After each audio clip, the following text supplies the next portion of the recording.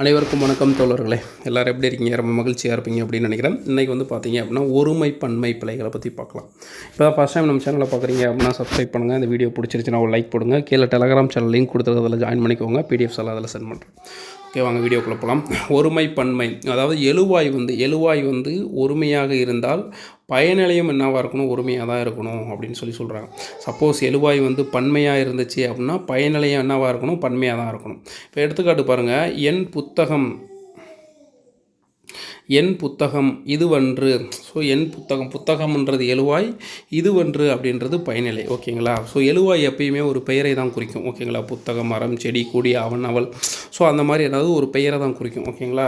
பயனிலை அப்படின்றது வந்து அது கடைசியாக முடிகிற வார்த்தை வந்து பயனிலை அப்படின்னு சொல்லுவாங்க. இவங்க ரெண்டு பேரும் ஏதாவது செய்தார்கள் அப்படின்னா அது வந்து செய்யப்படும் பொருள் அப்படின்னு சொல்லுவாங்க. ஓகேங்களா? இலக்கணம் இது தெரியணும் அப்படின்னா 6லேருந்து 8th வரைக்கும் ஆல்ரெடி நான் கிளாஸ் போட்டிருக்கேன். ஓகேங்களா? 9th 10th மட்டும் போடணும். ஸோ அது வந்து பார்த்திங்கன்னா ப்ளேலிஸ்ட்டில் இருக்குது, போய் பாருங்கள், ரொம்ப ஹெல்ப்ஃபுல்லாக இருக்கும். ஸோ என் புத்தகங்கள் இவை அல்ல. புத்தகங்கள் அப்படின்றது பார்த்திங்கன்னா இவை அல்ல. ஓகேங்களா? அதாவது இதுவன்று அப்படின்னா ஒருமையில் வந்திருக்கணும். புத்தகங்கள் பன்மையில் வந்து இவை அல்ல அப்படின்னு சொல்லிட்டு பன்மையில் முடியும். அதே மாதிரி எழுவாய் வந்து கல் விகுதி பெற்று முடிந்தால் பயனிலையும் என்ன பண்ணும்?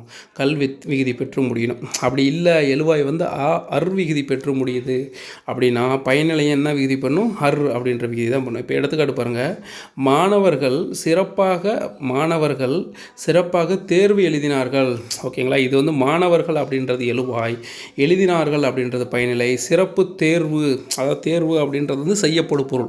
அதாவது ஒரு மாணவன் என்ன வேலையை செய்கிறான்? செய்யப்படும் பொருள்னால் ஒன்றுமே இல்லை, செய்கிற வேலையை தான் குறிக்கிறது தான் செய்யப்படும் பொருள் அப்படின்னு சொல்லுவாங்க. ஓகேங்களா? அப்போ மாணவர்கள் கல்லுன்னு முடியுது, எழுதினார்கள் கல்லுன்னு முடியும், மூவர் அருன்னு முடியுது, தேவாரத்தை பாடினார் அருன்னு வந்து முடியுது.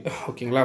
ஸோ இப்போ பாருங்கள், அன்று அல்ல. ஓகேங்களா? அன்று என்பது ஒருமைக்கும், அன்று அப்படின்றது எதுக்கு வருது? ஒருமைக்கும். அல்ல என்பது எதுக்கும்? பன்மைக்கும் உரியது. ஓகேங்களா? இங்கே பாருங்கள், இது பழம் அன்று. ஓகேங்களா? இது பழம் அன்று, இவை பழங்கள் அல்ல. ஸோ இங்கே ஒருமையில் இருக்கிறதுனால அன்றுன்றது ஒருமையில் முடியுது.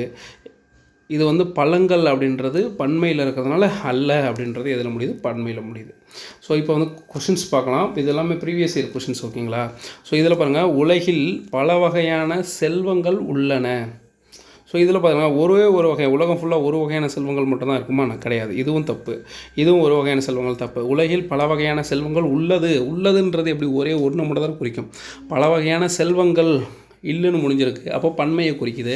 அப்போ உள்ளன என்பது என்னதை குறிக்குது? பன்மையை குறிக்குது. அடுத்து ஒருமை பன்மை பிழையாற்ற தொடர் இது.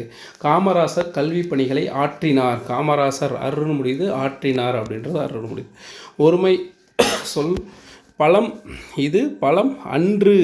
சப்போஸ் இங்கே பழங்கள்னு வந்துச்சுன்னா பழங்கள் அல்ல அப்படின்னு வந்துருக்கும். இவை பூக்கள் அன்று இல்லை, இவை பூக்கள் அன்று. தப்பு. இங்கே வந்து என்ன வந்திருக்கு? பன்மை வந்திருக்கு. அப்போ அங்கேயும் பன்மை தான் வரணும். இவை பூ அன்று. ஓகே, இது வந்து பார்த்திங்கன்னா இவை பூக்கள் அல்ல அப்படின்றத வந்து என்னது? சரியான சுற்று. அதாவது பன்மையில் முடிஞ்சிருக்கு. ஓகேங்களா? ஸோ இதில் பார்த்தீங்கன்னா இதுவும் ஆன்சர் ரைட்டு மாதிரி தான் எனக்கு தெரியுது. இவை பூ அன்று அப்படின்றது. அவங்களுக்கு அதை பற்றி டீட்டெயில்ஸ் ஏதாவது தெரிஞ்சால் கீழே மட்டும் கொஞ்சம் மென்ஷன் பண்ணுங்கள். பன்மை சொல் இது பாருங்கள், இவை பழங்கள் அல்லன்றது பன்மையை குறிக்குது. பறவைகள் வந்து தங்கின. ஓகேங்களா? அப்படின்னு சொல்லி முடியணும். ஏன்னா இது வந்து பார்த்திங்கன்னா தங்கியது, தங்கினார்கள், இதெல்லாம் வந்து உயர்திணையை குறிக்கும். தங்கின அப்படின்றத அந்த அக்ரிணியை குறிக்கும். ஸோ பறவைகள்லாம் எதில் குறிப்பாங்க அப்படின்னா அக்ரிணியில் குறிப்பாங்க. மனிதர்கள் என்ன பண்ணுவாங்க? உயர்திணையில் வந்து குறிப்பாங்க. ஓகேங்களா? ஸோ அப்போ பறவைகள் அப்படின்றது பன்மையை முடிஞ்சிருக்கு, தங்கின அப்படின்றது அக்ரிணியில் வந்து முடிஞ்சிருக்கு. ஸோ அதனால் வந்து அது பிழையை நீக்கிற தொடர். அடுத்து பாருங்கள், யானை கூட்டம் வந்தது. ஓகேங்களா? யானை கூட்டம் வந்தது அப்படின்றது சரியானது. அடுத்து வந்து பார்த்தோம் அப்படின்னா மணிமேகலை மணிப்பல்லவ தீவிற்கு சென்றாள். ஓகேங்களா? மேலே பாருங்களேன், மணிமேகலை மணிப்பல்லவ தீவிற்கு சென்றது தவறானது. மணிமேகலை மணிப்பல்லவ தீவிற்கு சென்றார்கள், ஒருவர் தான் அது பன்மையை குறிக்குது. அடுத்து பாருங்களேன், மணிமேகலை மணிப்பல்லவ தீவிற்கு சென்றார் அப்படின்றது அதாவது இது மாதிரி பன்மையை மாதிரி குறிக்குது. ஸோ இது வந்து சென்றார் அப்படின்னா ஆனா பெண்ணா அப்படின்றது தெரியல. ஸோ இப்படி சென்றார், வென்றார் அப்படிலாம் வந்தால் வினையலனும் பெயர். ஓகேங்களா? இலக்கணம் நான் ஆல்ரெடி போட்டிருக்கேன். மணிமேகலை மணிப்பல்லவ தீவிற்கு சென்றாள் அப்படின்றத என்னென்ன சரியான வார்த்தை. அடுத்து பாருங்க, காட்டில் மாடுகள் மேய்ந்தன. சோலையில் மான் துள்ளி விளையாடியது, அணில் மரத்தில் தாவி ஓடின, பூச்செடியில் பூ மலர்ந்தது. இது என்னன்னு பார்த்தீங்கன்னா ஒருமை பன்மை பிழையுள்ள தொடரை தேர்ந்தெடுக்க அப்படின்னு சொல்லியிருக்காங்க. காட்டில் மாடுகள் மேய்ந்தன, சரியானது தான். ஆனால் சோலையில் மான் துள்ளி விளையாடுது, ரைட்டு. ஓர் அணில் மரத்தில் தாவி ஓடினது, ஓடியது அப்படின்னு சொல்லி வந்திருக்கணும். ஓகேங்களா. ஒருமை பன்மை பிழையை நீக்குக.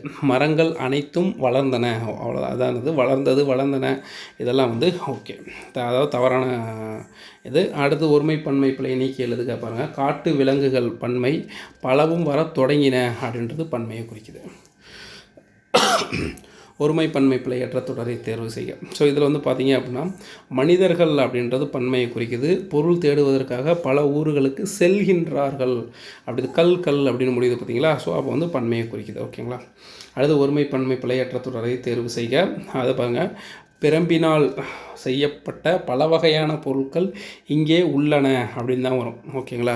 அது அடுத்த ஆப்ஷன்லாம் பாருங்களா. பிரம்பினால் செய்யப்பட்ட பல வகையான பொருட்கள் இங்கே உள்ளன. ஸோ அதுக்கும் மேலே இருக்கிறதுக்கும் கீழே இருக்கிறதுக்கு என்ன டிஃப்ரெண்ட்டுன்னு புரியுதா உங்களுக்கு ஏதாவது? ஸோ இதில் பார்த்திங்கன்னா பொருட்கள் அப்படின்னு சொல்லிட்டு பன்மையை குறிக்குது, இங்கே பொருள் அப்படின்னு சொல்லிட்டு ஒருமையை தான் குறிக்குது. ஓகேங்களா. உள்ளது இதெல்லாம் ஒருமையை குறிக்குது.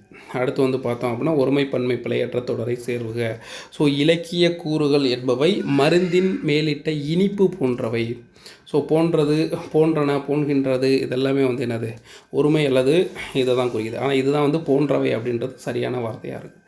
ஒருமை பன்மை இது பழம் அன்று. ஓகேங்களா. இது பழம் அன்று அப்படின்னு சொல்கிறாங்க. ஒருமை பன்மை பிழையற்ற தொடர் பார்த்திங்கன்னா என் தங்கை பரிசு பெற்றாள். ஸோ பரிசு பெற்றாள் அப்படின்னு சொல்லிட்டு கரெக்டாக வந்திருக்கு. அடுத்து பள்ளி மாணவர்கள் பன்மை, அறிவியல் சுற்றுலா செல்ல திட்டமிடுகிறார்கள் அப்படின்றது பன்மையில் முடிஞ்சிருக்கு. அடுத்து பாருங்கள். அமைச்சரோடு அலுவலர்கள் சென்றனர் அப்படின்றது அது பன்மையில் முடிச்சிருக்கு. அடுத்து ஒருமை பன்மை பிழையற்ற தொடரை தேர்வு செய்க. இது பாருங்கள். உயிரினங்கள் பன்மையில் முடிஞ்சிருக்கு. வாழ்வதற்கான உணவை உட்கொள்கின்றன அப்படின்னு சொல்லிட்டு பன்மையில் முடிஞ்சிருக்கு. அடுத்து பார்ப்போம். ஒருமை பன்மை பிழையற்ற தொடரை தேர்வு செய்க. இதில் பார்த்திங்கன்னா குதிரையில் இருந்து அவர் இறங்கினார். ஓகேங்களா. குதிரையில் இது மரியாதை நிமித்தமாக என்னன்னு சொல்லுவோம், பன்மையில் சொல்கிறோம். ஓகேங்களா. குதிரையில் இருந்து அவர் இறங்கினார், இறங்கினான், இறங்கினார்கள், இறங்கியது எதுவுமே வராது. ஓகேங்களா. இது எப்படின்னா இப்போ நேற்று பிரதமர் தமிழகத்துக்கு வருகை புரிந்தார். பிரதமர் அப்படின்றது ஒருமை தான் குறிக்கும். ஆனால் மரியாதை நிமித்தமாக என்னன்னு சொல்கிறோம், வருகிறார் அப்படின்னு சொல்லுவோம்ல, அந்த மாதிரி குதிரையிலிருந்து அவர் இறங்கினார் அப்படின்னு சொல்லிட்டு மரியாதை நிமித்தமாக. இதெல்லாம் 7th புக்லேயே இருக்குது, ஸ்கூல் புக்கில். ஓகேங்களா. அடுத்து பார்த்தோம் அப்படின்னா ஒருமை பன்மை பிழைகளை நீக்குக. நெற்கதிர்களில் இருந்து நெல்மணிகள் மணிமணியாய் உதிர்ந்தன. ஸோ ரெண்டுமே பன்மையில் முடிஞ்சிருக்கு. ஓகேங்களா. ஸோ அடுத்து அவ்வளோதான் நண்பர்களே. இது ஒருமை பன்மை பிழை முடிஞ்சு. ஸோ இது ரிலேட்டடாக என்ன பண்ணுறேன் அப்படின்னா ஒருமை பன்மை ஓல்டு கொஷின்ஸ் இன்னும் கொஞ்சம் கொஷின் நிறைய எடுத்து என்ன பண்ணுறோம் அப்படின்னா கம்யூனிட்டி கைட்லைன்ஸில் புஷ்ஷாக போகிறோம். ட்ரை பண்ணி பாருங்கள், ரொம்ப ஹெல்ப்ஃபுல்லாக இருக்கும். நன்றி நண்பர்களே, பாய்.